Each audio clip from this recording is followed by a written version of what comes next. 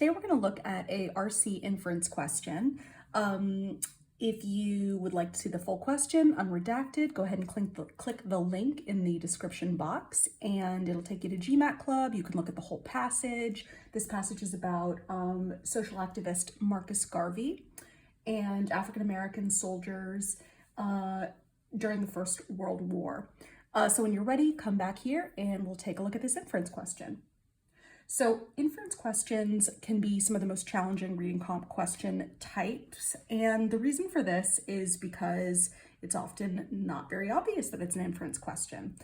This one though, it is pretty obvious. Question stem starts with, it can be inferred, right? Dead giveaway. So we know it's an inference question. So what an inference question is it takes the detail from the passage and then just kind of rephrases it a little bit. So it might not be using the exact wording of the passage, but it still has to be supported by a specific fact or facts from the passage. So just like with detail questions, your job is to understand what it's asking, go back to the relevant section of the passage, write down what the passage says, which is essentially your prediction, then match what your prediction is to the answer choices and choose the answer choice that best matches it. The mistake that people make is they don't do the work up front. They go back to the passage and they read it, but they don't write anything down. They go back to the passage and they read way too much and write way too much down. Or they just, again, they try to rely on memory alone. They go through the answer choices and just try to pick one that sounds good, right? Answer choices, these are absolutely not our friend. We do not want to be focusing too much on the answer choices. All right, so let's start with the question stem. It can be inferred that the scholars in line 24 believe which of the following to be true. So the first thing I would recommend you do for an inference question is rephrase the question stem in your own words. Make it as simple and as clear as possible. This one's not too wordy, but I would still rephrase it. I might say, what do the scholars believe? Maybe I just write S instead of scholars. What do the scholars believe? We're specifically told to look at the scholars mentioned in line 24. We might go one sentence above and read one sentence after just to get a little more context. When we go back to the passage, and again, the full passage is on GMATClub, so just click that link in the description box to take a look and read along with me. So when we go to line 24, it's actually the first sentence of I believe the third paragraph. So I'll go ahead and read it. Some scholars have argued that Garvey created the consciousness from which he built in the 1920s the largest revitalization movement in African-American history. All right, so that's a lot, right? So what do these scholars believe? Let's pull out the important keywords. It says that some scholars have argued that Garvey created the consciousness. Okay, so that might be the first thing I would write down. So my prediction is, what do the scholars believe? They believe that Garvey, they use the verb created consciousness. Okay, well, what does that mean, right?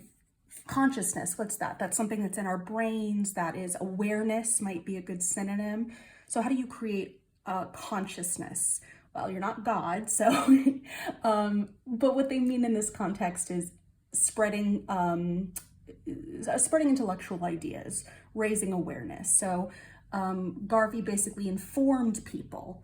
It says he created the consciousness from which he built in the 1920s the largest revitalization movement. Okay, so he created this consciousness and then they say he built. So he did these two actions. First, he created consciousness and then he built a movement, right? So generally, it seems like these scholars are very positive about Garvey and about his creation. If it wasn't for him, maybe he would not have made people aware and wouldn't have been able to build a coalition of people to create this movement. And the adjective that they use to describe it is largest revitalization movement. So it was obviously quite significant.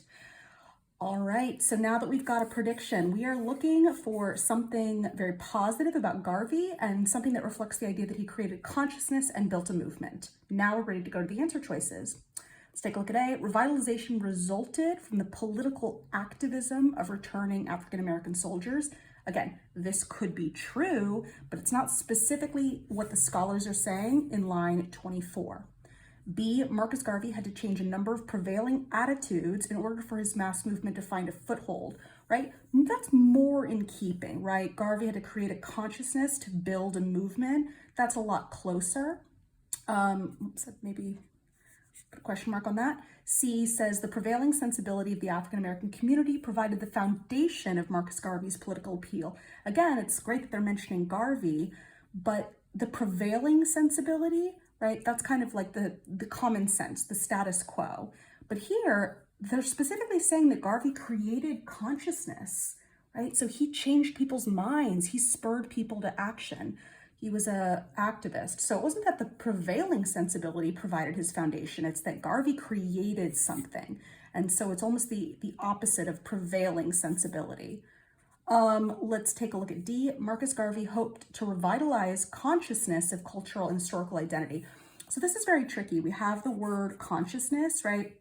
That's a clear trap. They're repeating a word from the passage because they know that you have identified it if you've gone back to the passage. So that's a very clear trap for us.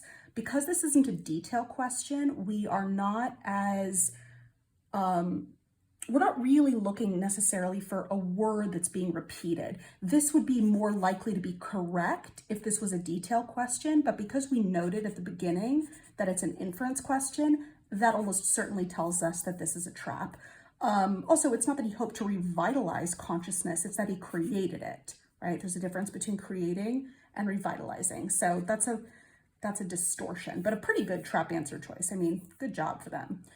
E, the goal of the movement that Marcus Garvey helped bring into being was pride and unity among African Americans. So again, this is tricky because certainly the movement did lead to them having more pride and unity, but that is not specifically, again, what the scholars are saying in line 24.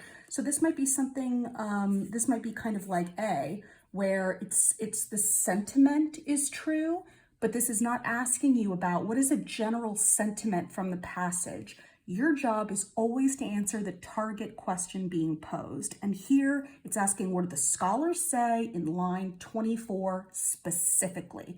So the answer choice that is most specific to that brief section of the passage is answer choice B. So that is our answer here. If you have any questions about how to approach inference questions or about this passage in particular, feel free to ask them in the comments below.